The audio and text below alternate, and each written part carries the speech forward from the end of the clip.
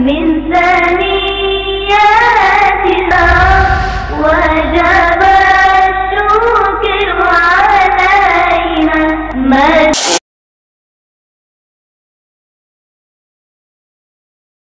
من ثنيات الوداع وجب الشكر علينا.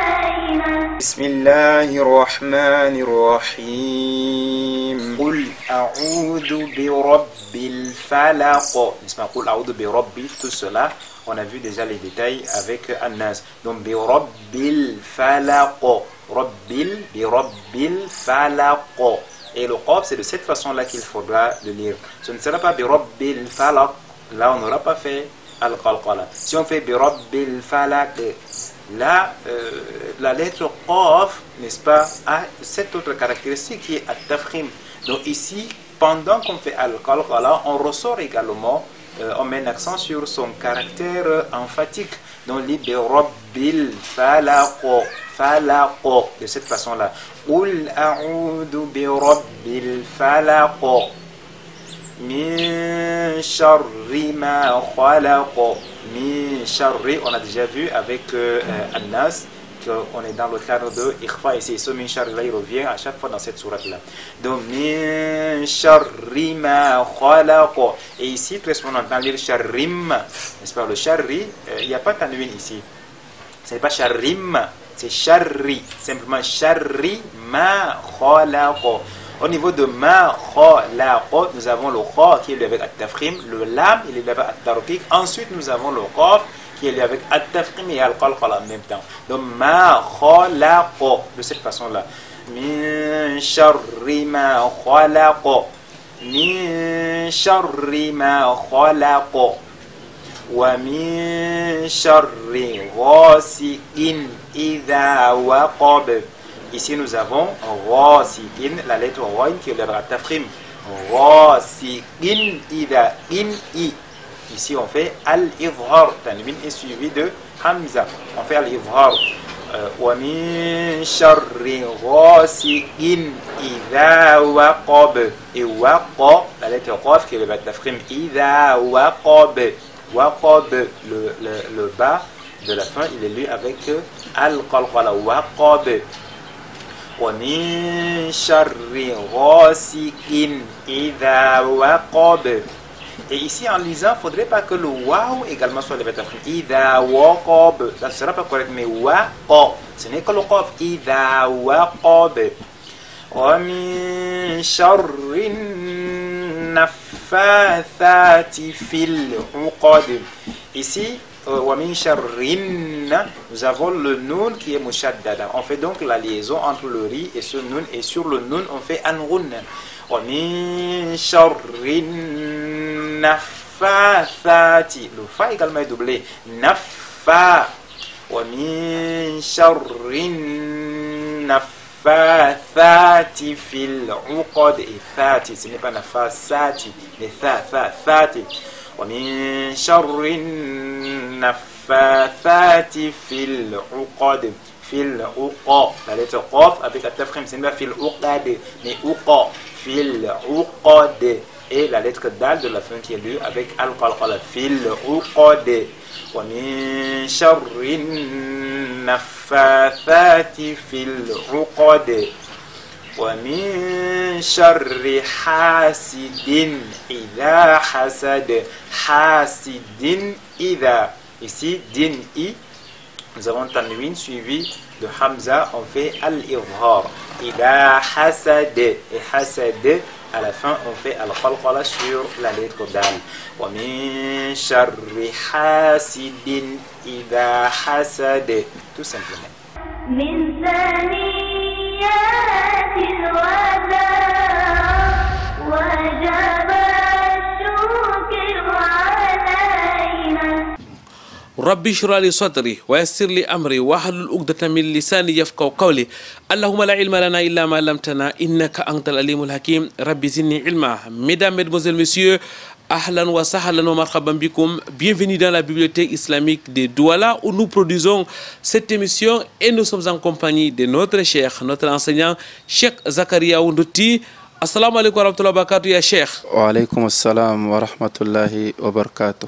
Cheikh Zakaria Ndouti, consultant à l'émission Vitrine de l'Islam. Mesdames, Mademoiselles, Messieurs, c'est un spécialiste de la jurisprudence islamique, enseignant et prédicateur sur le triangle national. Cheikh Zakaria Ndouti est le directeur et promoteur des instituts Al-Bayan. Il est aussi, faut-il le rappeler à chaque fois, le directeur de l'orphelinat islamique de Douala, encadré donc des orphelins, des prisonniers, des nécessités, mais aussi enseignant en bonne et due forme dans plusieurs mosquées dans la ville de Douala. Cheikh Zakaria Ndouti organise aussi des cercles du savoir dans sa bibliothèque. C'est tous les lundis, mardis et jeudis, juste après la prière de soupe.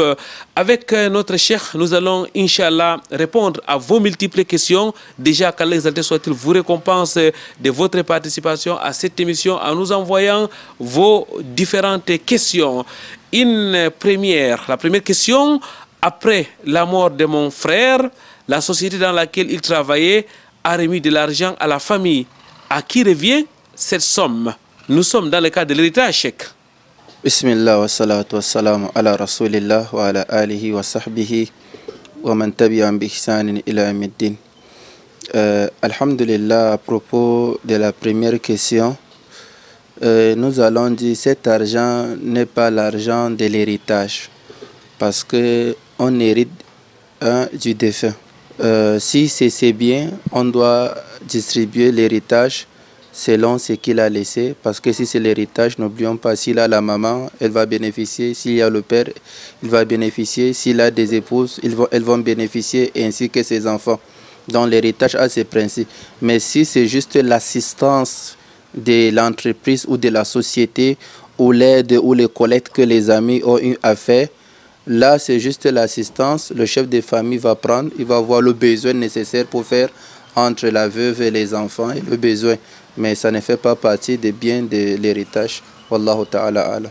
Cheikh, est-ce que c'est le cas quand il s'agit des indemnités? Par exemple, il y a des personnes qui sont indemnisées après leur mort par accident, par exemple.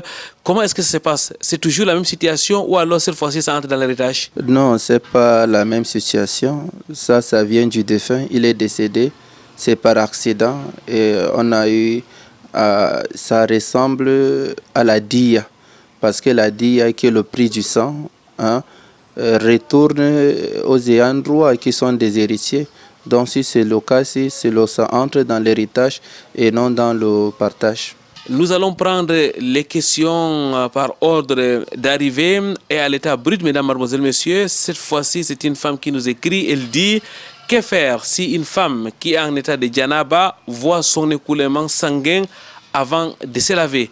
Une femme qui est en état de janaba, avant de se laver, elle voit ses écoulements sanguins. Quelle est la conduite à tenir, cheikh?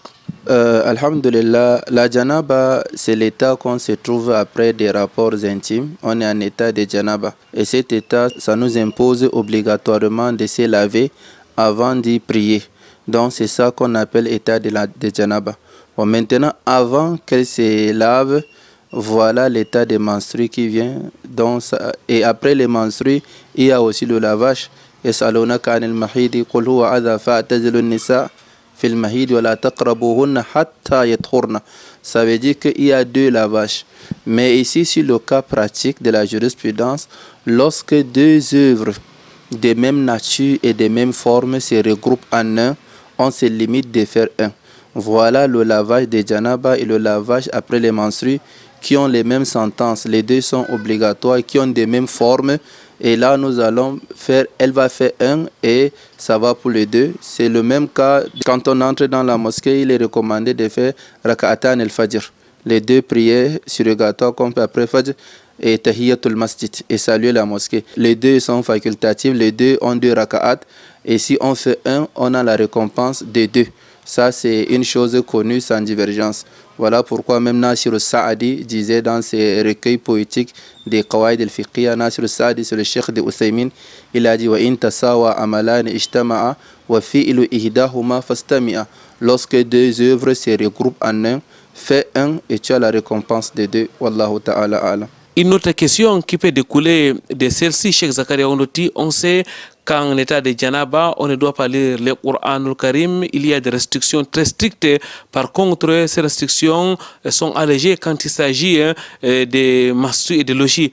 Alors, l'homme ou la femme qui est en état de Janaba et qui voit ses écoulements sanguins, le temps qu'elle se lave, est-ce qu'elle peut quand même continuer à lire, par exemple, le Coran, à faire les invocations? Dans Mazhab Imam Malik, dans l'école Malikiya, alors il n'est pas permis de lire, sauf les askars et son wird, quelque chose qu'elle a l'habitude de faire au quotidien, que ce soit la lecture du Coran et bien d'autres. Mais en généralité, lorsque nous voyons des arguments, ça n'empêche pas à l'homme ou à la femme en état de Janaba de lire le Coran, de faire les askars. Parce que dans l'hadith de Aïcha, elle a dit Kana Rasulullah sallallahu alayhi wa sallam yazkurullah fi kulli ahyani. Le prophète mentionne Allah dans tous les états qui se trouvent, y compris dans l'état de Janaba. Donc on peut bien lire le Coran, on peut faire ses askars, Inch'Allah. Une autre question, Cheikh Zakaria Ondoti, quel est le regard de l'islam par rapport au contrat des motos observé dans notre société? Je reprends la question, quel est le regard de l'islam par rapport au contrat des motos observé dans notre société? Et alhamdulillah, le contrat des motos et ce qui aille au même volet, que ce soit des voitures et bien d'autres, ça entre dans le domaine de la finance islamique, at-tamwil al-islami. Et la finance islamique a ses principes, a ses règles. Dans ce contrat, il y a deux formes. Il y a la forme halal qui est bien permis. Le marché est valide, le contrat est valide et chacun gagne son gain. Mais il y a la forme qui est interdite. Donc ici, lorsqu'il y aura un cas de contrat moto, que l'homme s'approche d'un savant plus proche de lui et puis ils vont dire quelles sont les conditions qui ont été mises.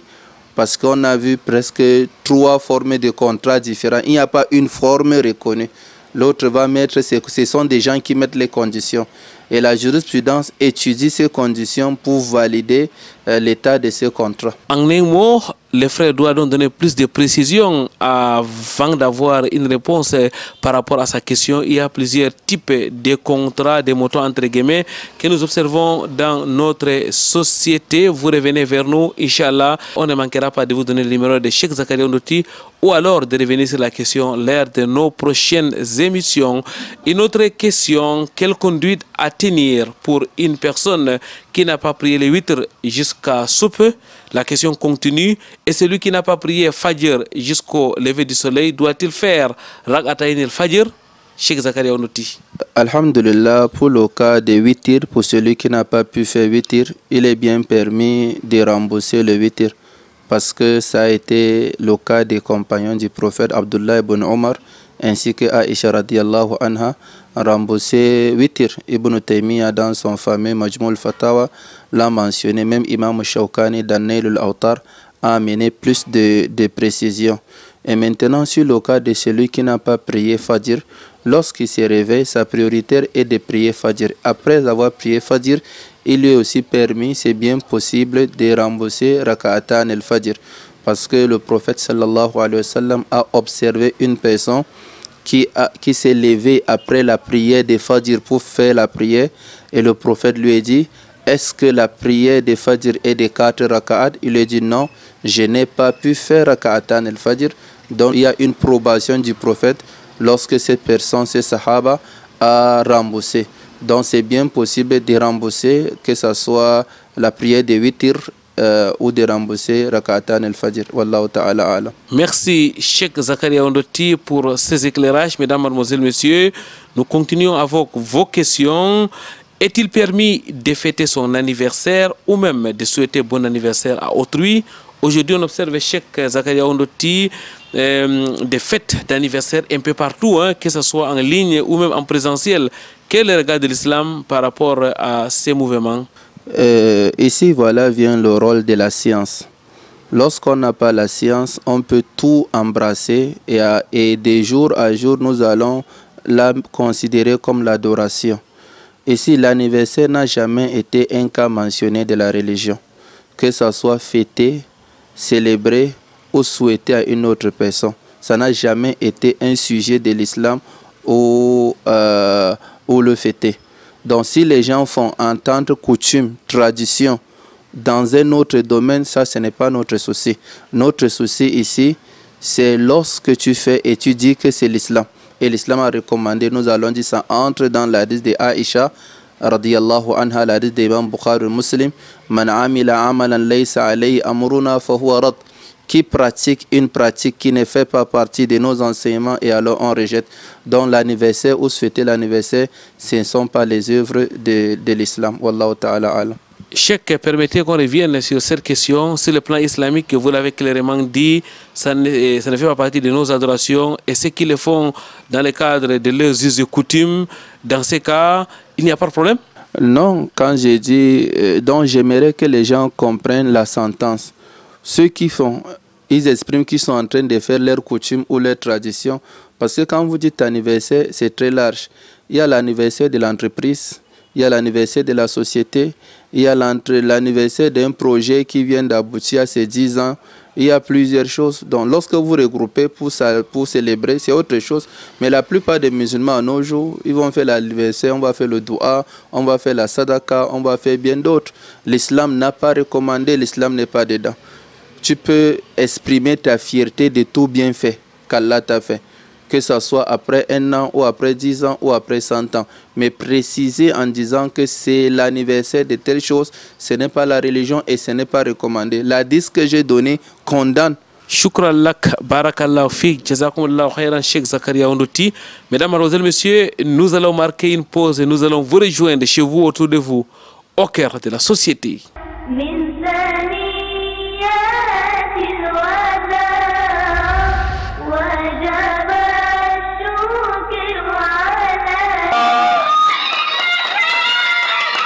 Cri de joie après le verdict du jury. Mention très bien pour l'étudiante Saouda Hayatou qui vient de soutenir son mémoire de master recherche en langue et linguistique. Thème: analyse persuasive et communicationnelle du discours religieux sur l'éducation scolaire dans l'émission Vitrine de l'Islam. C'est une émission qui me tient à cœur puisque je le suis depuis tout petite, puisque je participe même aux différentes émissions à travers les compétitions qu'on organisait à l'AFSA. Voilà. Nous sommes à l'université de Ngaoundéré, c'est du 18 octobre 2024. Face au jury, Saouda Hayatou défend son travail. Une mémoire de plus de 113 pages qui propose une analyse scientifique du discours islamique télévisé au Cameroun. Ceci à travers les émissions des Vitrines de l'Islam. La candidate est allée puiser dans les archives des Canal D international, repérant ainsi diverses émissions consacrées à l'éducation. Au niveau de la page 51, l'éthos de compétences. Ici, j'ai essayé d'illustrer les photos de la soutenance et des commentaires d'un téléspectateur qui est content, qui valorise l'émission. Et la photo du présentateur ici nous montre que le présentateur est compétent. Une recherche qui met en lumière les mécanismes discursifs, éthiques, pathétiques et logiques mobilisés par les intervenants pour promouvoir l'éducation dans le respect des valeurs islamiques. L'étudiante a fait appel pour la circonstance aux écrits de grands auteurs tels Aristote, Perelman, Breton et autres. Au-delà du discours, Saouda Hayatou s'intéresse au profil des intervenants, leurs modes vestimentaires et l'expression faciale. Elle relève en passant l'utilisation des moyens actuels de diffusion, en l'occurrence les réseaux sociaux, un véritable cocktail réuni pour transmettre les messages avec autorité. Un travail reconnu à sa juste valeur par les maîtres du domaine. Ce travail est de bonne facture et a eu un impact réel sur le jury convoqué pour l'évaluer. Qui en est sorti très satisfait. Les analyses ont été bien menées et nous avons eu affaire à une soutenance vivante et conviviale. Donc, au regard de toutes ces marches-là, le jury à l'unanimité nous a décerné la mention très bien. Dans la salle, c'est une grande satisfaction de la famille et amis. Tous venus encourager la candidate. L'imam Hayatou, père de l'étudiante, récolte les fruits de l'encadrement de sa fille. Sa joie est immense. l'expression a été très bonne, avec une très bonne présentation de sa thèse et appréciée par le jury. Elle a été vraiment très bien appréciée. Notre félicitation à tout le membre du jury et à elle-même qui a abattu un travail formidable. C'est un appel que j'ai fait à toutes nos soeurs, nos filles, d'aller de l'avant. Avant, on se plaignait trop, les filles du Nord n'allaient pas à l'école. Et jusqu'alors, les gens ont dans leur tête qu'il n'y a aucune fille du Nord qui peut aller pour ses études plus loin. Mais jusqu'à preuve du contraire, on a montré cet exemple aujourd'hui. Et j'appelle vivement toutes nos jeunes filles, nos filles, de persévérer et d'aller le plus loin possible. On a besoin de leur soutien, de leur contribution pour la construction de notre pays.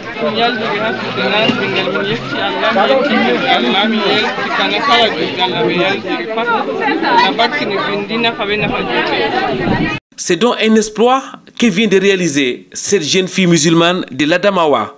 Elle présentait ainsi l'image d'une fille qui fréquente et réussit, celle qui allie l'éducation scolaire et islamique. Elle valorise l'islam en faisant la promotion du discours religieux et par ricochet l'émission Vitrine de l'Islam sur Canal D International.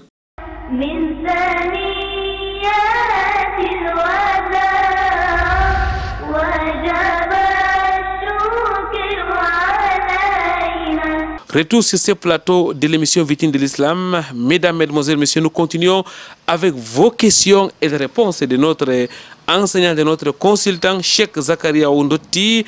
C'est un frère, non, c'est une sœur plutôt, qui écrit. Elle dit: j'ai fait une fausse couche après 3 mois de grossesse. Dois-je observer les règles liées au lochi? Les règles liées à la lochi, c'est à partir de 4 mois. Donc la fausse couche est considérée en islam, prendra la sentence de la lochi lorsque c'est 4 mois. Mais à 1 mois, 2 mois, 3 mois, c'est une fausse couche qui entre dans le sujet de istihada, la métrorragie. Et la métrorragie, la femme doit se laver, elle doit se faire ses traitements et elle va prier. Même si elle voit, elle saigne encore. Mais la lochi, la femme ne doit pas prier jusqu'à ce que ça finisse et son maxi est de 40 jours. Dans la hadith d'Abdullah ibn Mas'ud qui est rapporté par Imam Bukhari et Muslim, lorsque le prophète a parlé comment on crée l'homme, Inna adakum yujma'u khalquhu fi badni ummi 40 yawman nutfa. Cheikh Ousseymine a commenté cet hadith dans son fameux 40 hadiths. Il a expliqué ce sujet. Donc, tout avortement ou toute fausse couche après 4 mois est considéré comme la lochi, comme l'accouchement et comme un crime. Et à moins de ce temps, c'est considéré comme la métrorragie. Allahu Ta'ala alam. Merci Cheikh. Il faut simplement souligner que, mesdames, mademoiselles, messieurs, les écoulements, les lochis, ce sont donc les écoulements de sang après l'accouchement à moins de 4 mois. Il ne s'agit donc pas de lochis. Merci Zakaria Ondoti pour cette réponse claire et précise. Et on continue avec les questions de nos téléspectateurs. Quand est-il indiqué de faire les askars du matin et du soir? Il y a les invocations qui sont enseignées par le prophète Mohammed sallallahu alayhi wa sallam à faire le matin et le soir. Mais quelle est donc la période précise, Cheikh Zakaria Ondoti? Oui, alhamdulillah, on nous a recommandé de faire les invocations, les askars qui se font fil sabah ou fil masa, en matinée et en soirée. Dans ces askars, c'est l'adoration, c'est la récompense et c'est la protection. Et ces askars, d'après la fatwa de Cheikh Bin Baz et de Cheikh Ousseymine, l'askar en matinée, après la sortie du soleil, ça se prolonge jusqu'à 11h-12h avant Zuhur. On peut faire ces askars. Et l'askar en soirée peut commencer d'après Asr, d'après la prière de Asr. Souvent Asr c'est 15h30, souvent c'est 16h, jusqu'à avant Maghrib. Jusqu'à même Maghrib, ils disent que Al-Amru wasi, le cas est large. Tu as le choix de faire au petit matin, un peu le matin, ou à 10h, 11h, comme tu peux faire dans Asr ou vers Maghrib. Chacun a le choix, Inch'Allah. Une autre question, quelle est la sentence de l'islam vis-à-vis des femmes qui se maquillent en sortant de leur domicile? Bon, quand vous dites maquillage, je crois que c'est un sens un peu global. On peut dire qu'il y a des maquillages qui sont permis. Je ne sais pas, c'est juste la beauté de la femme. Si elle ne s'est pas transformée, elle n'a pas mis de mèches, elle n'a pas changé ses teintes, elle ne s'est pas parfumée, hein, elle est naturelle, juste c'est permis. c'est permis. Et si elle ne deviendra pas un danger pour la Ummah, tout le regard des hommes seront fixés sur elle. Elle ne s'est pas voilée, ça devient haram. Mais lorsque elle transforme sa nature en mettant des ongles artificiels ou en mettant le parfum ou en changeant sa peau, là il y a encore l'interdiction plus la malédiction. Hein? Et là c'est plus dangereux. Dans le prophète sallallahu alayhi wa sallam, il a cité les femmes maudites en islam. Parmi cette femme-là, il y a les femmes qui font ce genre de démaquillage. Donc Allah préserve nos femmes. En général, la plupart de celles qui se maquillent, c'est pour séduire. Lorsqu'elles sortent, c'est pour devenir plus belles, pour attirer, que ce soit en marchant, que ce soit dans leur service. Quel est donc le regard supplémentaire que vous pouvez donner par rapport à cela? La séduction de la femme, c'est sa foi, c'est sa pudeur, c'est sa religion, c'est son hijab, c'est sa voile. C'est avec ça qu'elle peut séduire. C'est ça que la croyante séduit les croyants. Mais lorsqu'elle sort, ça c'est la séduction des prostituées, qu'Allah nous en préserve. Ça c'est haram. La femme pieuse, elle doit être attachée à ses vêtements. Elle ne se parfume pas. Elle est pudique. Hein? Il y a al-haya, elle est pudique. Elle est posée. Elle ne passe même pas dans la voie d'où elle sait qu'il y a assez des hommes. C'est ça la femme.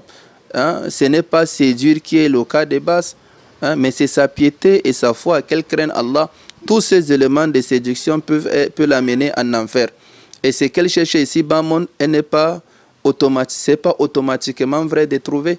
Mais chercher l'agrément d'Allah, derrière cet agrément se trouve tout le bonheur de ce bas monde. Donc, il n'y a pas de raison. Ça, ce sont des prétextes. Attention donc au maquillage. Cheikh Zakaria Ondoti, une autre question. Après la mort de notre père, son frère, notre oncle, a confisqué sa richesse. Aujourd'hui, quelqu'un veut demander la main de ma soeur. Est-on obligé d'aller voir notre oncle ou je peux être son wali, son tuteur en tant que frère? C'est dans la situation, Cheikh Zakaria Ondoti, d'une famille où le père est mort et son frère a donc confisqué tous les biens. Donc ça veut dire qu'il y a eu un problème après la mort du père. Maintenant, la sœur est en âge de se marier. Alors son petit frère ou son frère dit tout simplement, est-ce qu'ils sont obligés d'aller vers les frères avec qui ils ont un conflit, ils ont un contentieux, ou alors il peut lui-même, en tant que frère de la sœur, être son tuteur pour le mariage? La question est en deux volets. Le premier volet, il y a d'abord les biens des ayants droit qui a été confisqués. Ils peuvent être des orphelins. Et si ce sont des orphelins, ça c'est un péché majeur. Lorsque le prophète a mentionné les 7 grands péchés, il a dit wa aklu mal al-yatim, manger les biens des orphelins. Allah dit innal ladhina ya'kuluna amwal al-yatama zulma innama ya'kuluna fi butunihim nara. C'est prendre du feu, c'est prendre de l'enfer, c'est injuste. Demain aussi il va mourir et les orphelins qui vont laisser, c'est eux maintenant les aînés. Donc ils craignent Allah. Et le deuxième volet, qui a droit de donner la main de la fille? Parce qu'il y a les personnes qu'on les appelle les héritiers. C'est les héritiers qui donnent les hommes les plus forts. Et ces héritiers sont alignés par ordre du plus fort. Le premier, le plus fort, c'est le père, celui qui a droit de donner la fille. À son absence, on utilise maintenant son testament. S'il a laissé un testament en disant que c'est mon ami qui va donner tous mes enfants, on respecte son testament parce que ça suit la recommandation du père. À l'absence du père vient le grand-père. À l'absence du grand-père vient le fils. Et c'est à l'absence du fils que vient le frère. Le fils est mieux placé que le frère. Et c'est après le frère qu'on va parler des oncles, des enfants des oncles.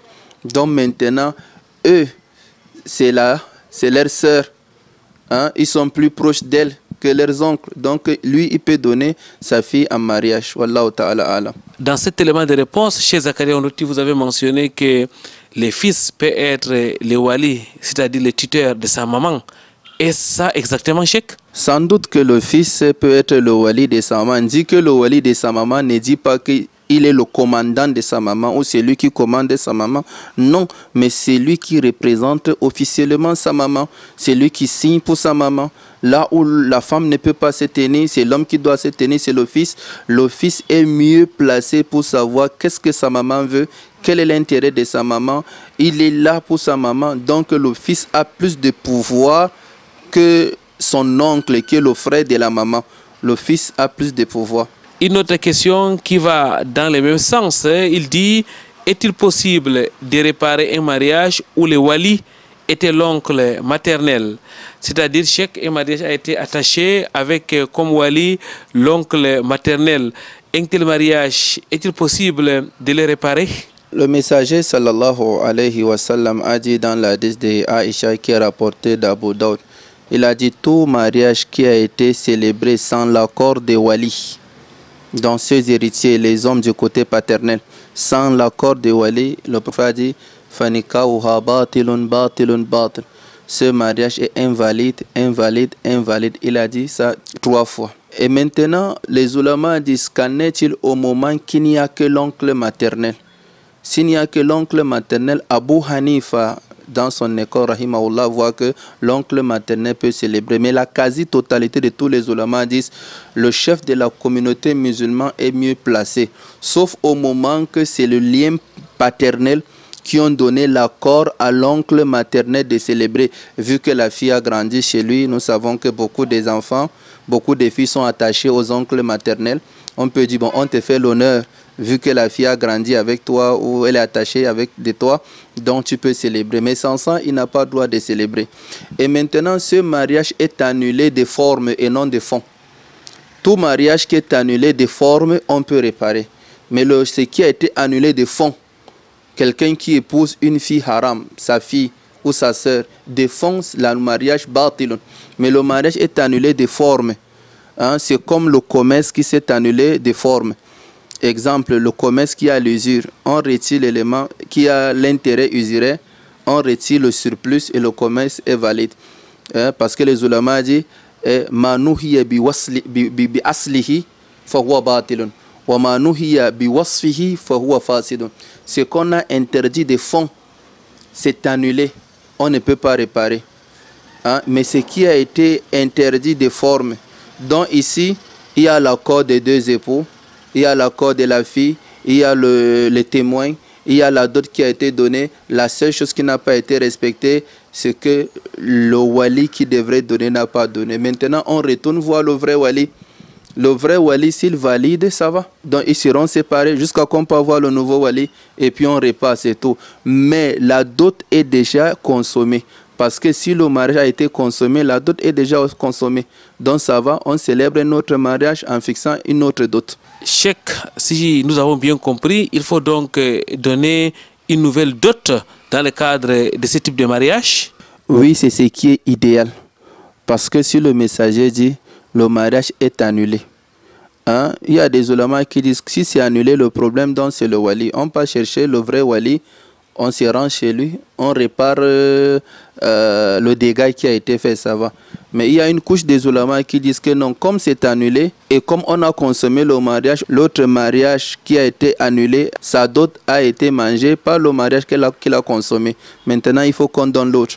Et maintenant, toujours dans la jurisprudence, s'il y a toujours moyen de sortir des divergences, sortant des divergences, c'est que les ulama disent khuruj min al-khilaf. De disputer, doit-on donner, ne doit pas on donner, vaut mieux qu'on donne, même si c'est un coup symbolique. On sort khuruj min al-khilaf, on sort de la divergence. Jazakumullahu khairan Cheikh, merci pour la science. Mesdames, mademoiselles, messieurs, nous allons marquer une autre pause. Nous reviendrons juste après.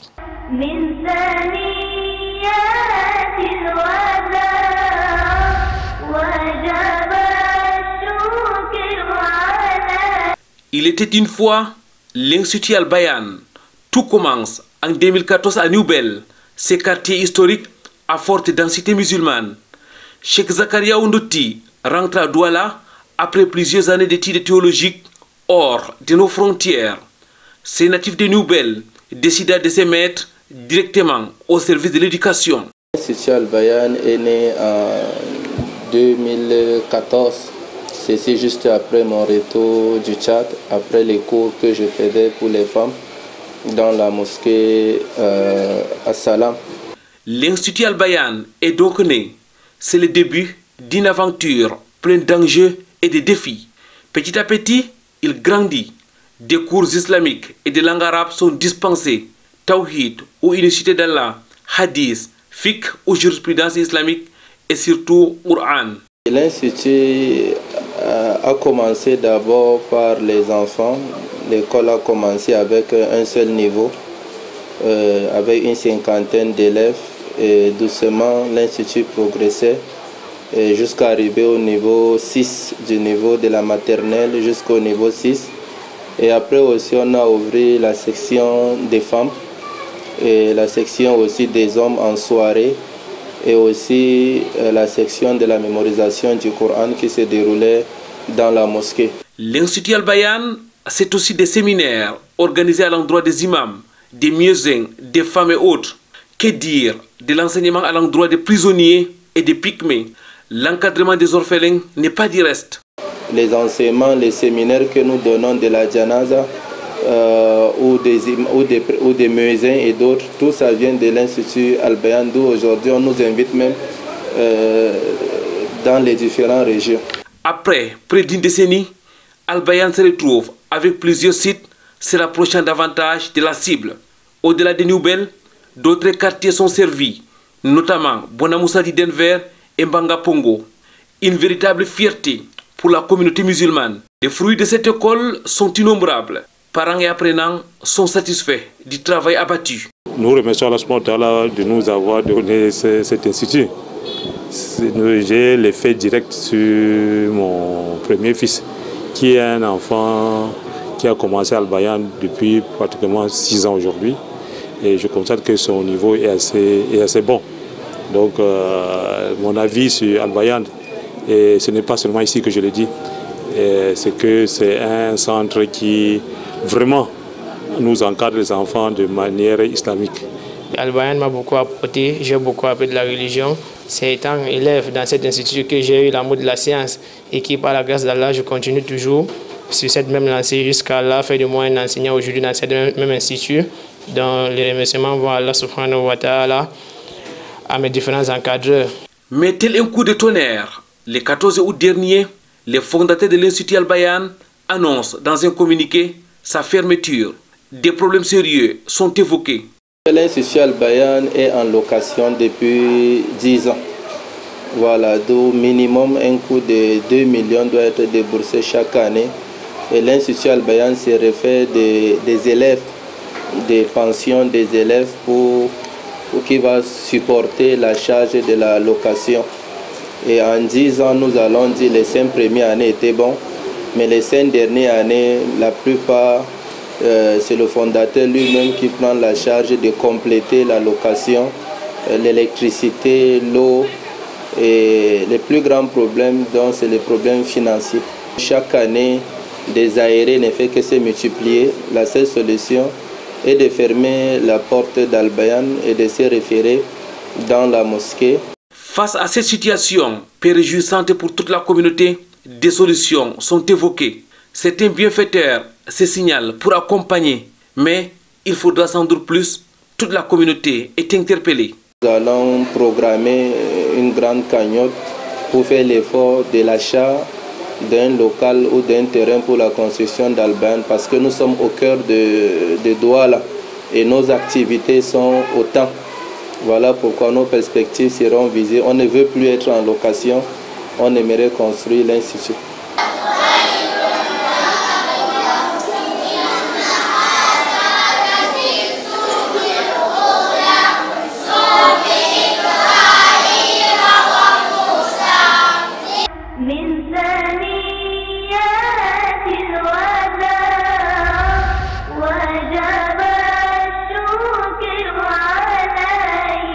Suite de votre émission des victimes de l'islam avec notre enseignant Cheikh Zakaria Oundoti.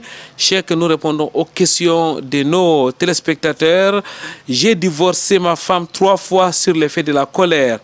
Est-ce que je peux la reprendre? On ne divorce jamais sa femme en état de joie, c'est toujours en état de colère. Le messager dans l'hadith de Imam Ahmad, Abu Daoud et Ibn Majah, l'hadith de Aïcha, le messager sallallahu alayhi wa sallam dit La talaqa wa la itaqa fil iqlaq. Il n'y a pas d'affranchissement d'esclaves ou le divorce en état de colère. Et maintenant, ce colère, c'est là où les ulamas se sont divergés. Ils ont beaucoup parlé. Même Al-Hafiz Ibn al-Qayyim a écrit un fameux livre, Ighasatul Lahfan fi hukum al-talaq al-ghadban. Il a parlé à quelques centaines de pages. Mais ce qui a été résumé, il y a 3 sortes de colère. Il y a la colère que l'homme sort de ses facultés mentales. Il n'est plus en lui-même. Il dit ce qu'il ne sait même pas. Dans ce cas, les ulamas sont unanimes, le divorce n'est pas valide. Et il y a la colère d'où l'homme est dans ses facultés mentales, il est en bon état, il n'a pas de soucis, juste on le met en colère, il s'est énervé et puis il a prononcé le divorce. Là aussi, les ulamas sont unanimes que le divorce est valide. Parce qu'ils raisonnent très bien. Là où les ulamas se sont divergés, c'est le juste milieu. Là où l'homme exprime sa colère, mais il détient encore ses facultés mentales, il dit je te divorce ou tu es répudié. Il emploie l'une des termes de divorce avec l'intention de divorce. C'est là où les ulamas se sont divergés et c'est là où on applique cet hadith. Beaucoup des ulamas disent on ne valide pas le divorce ici parce que la colère domine son bon état. Voilà. Mais ici, beaucoup se cachent derrière ce prétexte. Il dit toujours, je l'ai divorcé en état de colère, je ne savais pas. Tandis au moment qu'il a divorcé, il n'était pas vraiment en état profond de la colère. Allah connaît, c'est Allah qui juge. La jurisprudence étudie l'apparence et donne la réponse. Si toi tu te caches derrière l'apparence, tu dis autre chose, c'est entre toi et Allah tabaraka wa ta'ala. Et l'autre volet de cette question, Cheikh, c'est le nombre de divorces. Quelqu'un qui divorce en une seule prise 3 fois, j'ai divorcé 3 fois. Est-ce que cela est compté 3 fois? Quand on sait qu'après 3 divorces, le mariage ne peut plus être repris, il va falloir que la femme soit mariée avec quelqu'un d'autre. Oui, la base du divorce islamique, ça se fait l'un après l'autre. Allah dit at-talaqu marratani. Marra ba'da marra. Le divorce se fait séparé. On ne fait pas 1, 2, 3 fois en un seul temps. Ça, c'est qui est de la base. Il y a un temps que l'école Malikia qui juge tout celui qui divorce 3 en un seul temps, on valide 3. Mais d'après l'étude des arguments dans la jurisprudence comparée, tout celui qui divorce plus d'un en une seule assise, c'est un qui est considéré. Sauf au moment qu'on voit les gens s'amusent avec le divorce. Et maintenant, dans le dossier de Sadd al-Zari'a, pour détruire cette mauvaise manière, on va dire tout celui qui divorce sa femme 3 fois ou 100 fois. Il y a ceux qui disent, mais ils ont divorcé sa femme. Il dit, je te divorce à nombre d'étoiles. Je te divorce à tel nombre, je te divorce 150 fois. Jusqu'à ce que ça devienne le jeu par la parole d'Allah. Et puis ici, le guide musulman, le juge musulman va appliquer et va le punir. Mais sinon, à la base, le divorce s'est fait en un seul. Et ça doit être en reprise après reprise. Une autre interrogation de notre spectateur allant dans le même sens, est-ce que le divorce en période de grossesse est valide? Et une autre question, est-ce que le divorce en période de menstrues est accepté? Oui, il est bien permis de divorcer la femme en état de grossesse. Si on prononce le divorce est valide. Mais souvent, c'est déconseillé. Vu l'état psychologique, l'état de santé de la femme, elle peut entrer dans une crise. Et voilà pourquoi on déconseille. Mais sinon, si on prononce en état de grossesse, c'est valide. Mais lorsqu'on prononce le divorce en état de menstrues, là, il y a une interdiction du messager sallallahu alayhi wa sallam. Lorsque Abdullah ibn Omar a divorcé sa femme en état de menstrues, le prophète a dit à son papa, Omar ibn Khattab, dis à ton fils de ramener sa femme. Donc ici, les ulamas séparent le divorce en 2 parties. Il y a le divorce qu'on dit talaq sunni, le divorce conformément à la sunna. C'est le divorce qu'on a prononcé un seul nombre. C'est le divorce qui a été fait après les menstrues, sans avoir des rapports intimes. Et puis ça a été prononcé. C'est ça qu'on appelle talaqu as-sunni. Mais il y a talaqu al-bid'i, le divorce d'innovation. C'est de divorcer la femme en état de menstrues, ou c'est de divorcer la femme après les menstrues et faire des rapports avec elle et tu la divorces. Là aussi c'est interdit. Ou de la divorcer à plus d'un nombre. Ça, c'est interdit. Bon, maintenant, si elle est divorcée en état de menstrues, est-ce que ce divorce est valide ou pas? Divergence des ulamas. Du premier temps jusqu'à nos jours, beaucoup voient que ce n'est pas valide. Wallahu ta'ala alam. Une autre question d'un frère, Cheikh Zakaria Ondoti, il dit, nous avons appris à l'école que le fait de toucher son intimité par la main annule les ablutions. Et quelqu'un qui le fait sans s'en rendre compte, est-ce que ça annule aussi? Par exemple, l'autre jour, en faisant la prière, j'ai oublié de fermer ma fermeture et ma main est passée dessus au moment où j'ai fait le rukou. Est-ce que ma prière est annulée? Les ulamas, dans le chapitre des annulatifs d'ablution, ils ont mentionné Massul Fardi ou Massul Zakar. Celui qui touche ses parties intimes, l'ablution est annulée. Bon, ça, c'est un cas de divergence. Dans notre école Malikiya, celui qui touche ses parties intimes, c'est l'une des deux cas. Soit il a touché avec intention de toucher et maintenant l'ablution est annulée. Ou soit il a touché, il ne savait pas, il n'a pas intentionné et là l'ablution n'est pas annulée. Parce qu'il y a deux hadiths. Le premier hadith, c'est lui qui a posé la question sur le cas qu'il a touché ses parties intimes. Le prophète a dit Innama huwa bid'atun minka. C'est l'une de tes parties, non? C'est l'une des parties de ton corps, il n'y a pas de problème. Et dans une autre version aussi, une autre personne qui a posé la question sur le même cas, le prophète a dit alayhi bil wudu, il doit reprendre l'ablution. Vu que ces deux hadiths dans l'apparence se contredisent, voilà pourquoi il y a ceux qui ont pris le côté d'annulation, il y a ceux qui ont pris le côté ça n'annule pas. L'école Maliki a pris les deux.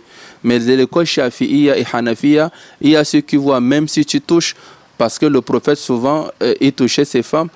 Sur le cas de toucher, il y a plusieurs divergences. Mais ici, nous sommes de l'école Malikiya. Celui qui a touché avait l'intention de sentir le désir ou de jouer avec son sexe.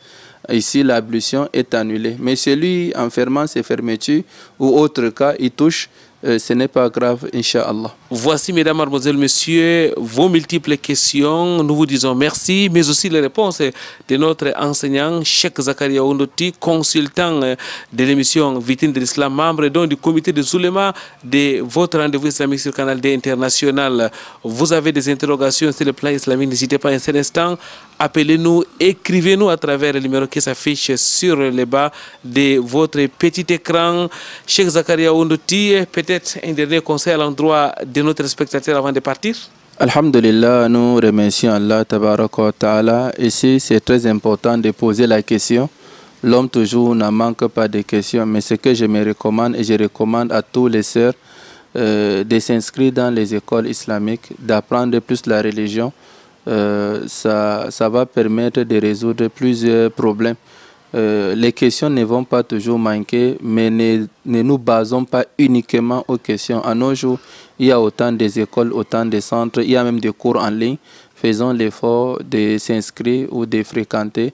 Ça va beaucoup réduire le dégât, Inch'Allah. Voilà qui est bien dit, mesdames, mademoiselles, messieurs. Nous vous conseillons que donc de répéter cette invocation que le prophète Mohammed sallallahu alayhi wa sallam avait l'habitude de lire. Invocation d'ailleurs qu'on retrouve dans le noble Coran. Rabbi zidni ilma, Seigneur, agite-moi la science. Merci à Calvin Tekan qui a assuré la partie technique de cette émission. Merci à Cheikh Zakaria Ondoti. Merci à vous pour votre aimable attention. Mesdames, mademoiselles, messieurs, nous donnons rendez-vous vendredi prochain lorsqu'il sera 16h et du Cameroun ou alors le samedi à 6h30 dans le cadre de la rediffusion de ces programmes. Subhanakallahumma wa bihamdik ashhadu an la ilaha illa anta astaghfiruka wa atubu ilaik. Wassalamu alaikum wa rahmatullahi wa barakatuh.